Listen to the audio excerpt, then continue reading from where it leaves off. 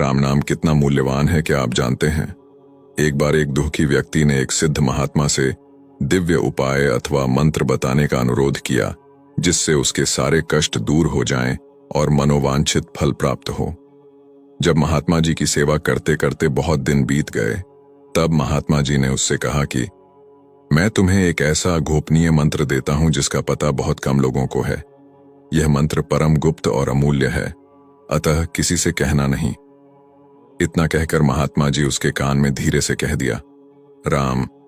वह व्यक्ति राम नाम जपते हुए एक दिन गंगा नहाकर लौट रहा था, तो उसने देखा कि हजारों की संख्या में गंगा नहाकर जोर जोर से राम राम पुकारते चले आ रहे थे। उसके मन में विचार आया कि महात्मा तो राम मंत्र को बड़ा गुप्त बतलाते थे, मुझसे कह भी दिया था कि किसी से कहना नहीं, परंतु इसको तो सभी जानते हैं। हजारों मनुष्य राम राम पुकारते हुए चल रहे हैं। उस व्यक्ति के मन में संशय उत्पन्न हुआ। वह महात्मा जी के पास गया और पूछा, राम नाम तो सब जानते हैं, इस नाम में विशेष और अनोखी और चमत्कारिक बात क्या है? महात्मा जी ने सुनकर कहा कि तुम्हारा उत्तर बाद में दूंगा, पहले तुम मेरा एक कार्य करो। महात्मा जी ने झोली में से एक चमकती हुई कांच की सी गोली निकाली और उस व्यक्ति के हाथ में देकर कहा कि बाजार में जाकर इसका मूल्यांकन करा कर लाओ, लेकिन इसे बेचना नहीं है, सिर्फ कीमत जाननी है। वह व्यक्ति महात्मा जी के आदेश पर उस कांच की गोली लेकर एक सब्जी बेचने वाले के पास गया और उसे दिखाकर कहा कि इसकी क्या कीमत दोगे भाई? सब्जी बेचने वाले ने पत्थर की चमक और सुंदरता देखकर सोचा कि बच्चों के खेलने के लिए कांच की बड़ी सुंदर गोली है, बाजार में कहीं ऐसी नहीं मिलती। उसने कहा, सेर दो सेर आलू और बैंगन ले लो। वह आगे गया और पहुंच गया एक महाजन की दुकान पर। महाजन ने पत्थर की चमक देखकर सोचा कि अच्छा पत्थर है, बाट के रूप में प्रयोग कर लूंगा। अतः उसने उसकी कीमत 100 रुपए लगाई, लेकिन गुरु की आज्ञा थी कि बेचना नहीं, सिर्फ दाम लगवा कर आना, इसलिए वह और आगे बढ़ चला।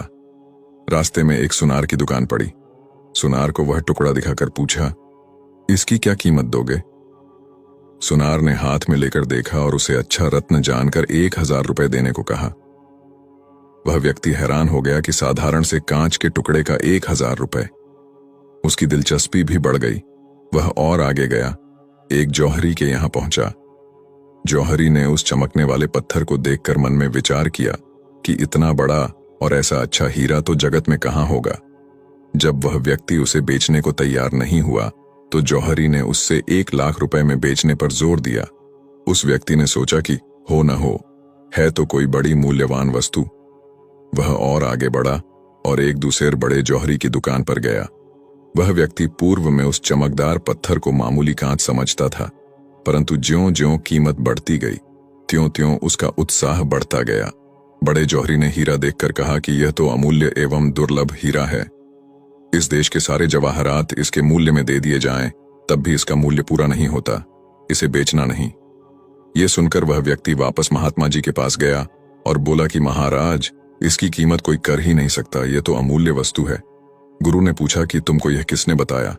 उस व्यक्ति ने कहा कि मम प्रभो, मैंने यहां से बाजार में जाकर पहले सब्जी वाले से पूछा तो सेर दो सेर शाक देना स्वीकार किया।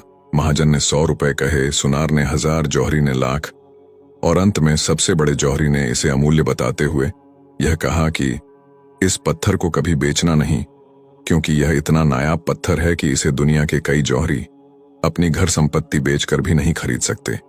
महात्मा जी ने उससे रत्न लेकर अपनी झोली में रख लिया। उस जिज्ञासु व्यक्ति ने कहा कि महाराज, अब मेरी शंका का निवारण कीजिए।